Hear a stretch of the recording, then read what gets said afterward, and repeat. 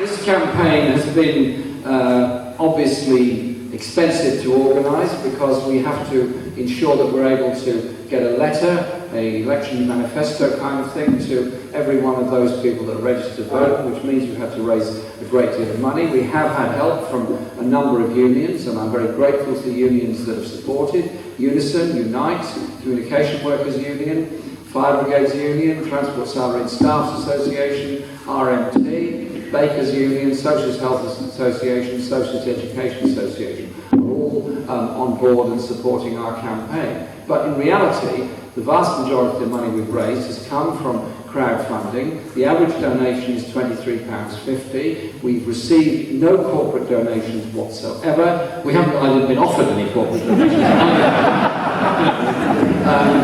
We're not doing that kind of politics. So this is a campaign about ordinary people being able to express a political opinion. We've also received the nominations of 152 constituency Labour parties all over the country, in both Labour and Conservative and SNP held constituencies, and we have now signed up over 15,000 volunteers to our campaign, again, in all parts of the UK. They're young, they're old, they're black, they're white, they're Jewish, they're Muslim, they're Christian, they're Hindu, they're everything. Ours is a campaign of optimism, inclusion, hope, democracy. Not about name-calling and that kind of politics, and it's about a serious way of looking at how our society could be organised better, and above all, how the Labour Party needs to be proud of its roots and proud of its principles in order to go forward to meet the challenges of this century and the grotesque levels of inequality that exist in Britain and are getting worse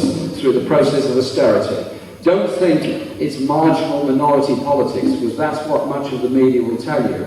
The fact that 250,000 people came to march against austerity in June indicates exactly what the levels of despair and anger are all over the country as people see public services being decimated, young people unemployed or underemployed, and nearly 1 million workers now on 0 hours contracts, not knowing from 1 week to the next what their wage level will be. And in order to follow this through, the Conservative government is now introducing a trade union reform bill, so-called, in order to shackle trade unions from being able to take action to defend their members. It's an attack on the trade unions, but it's also an attack on the human rights of all of us. I want the Labour Party to be able to support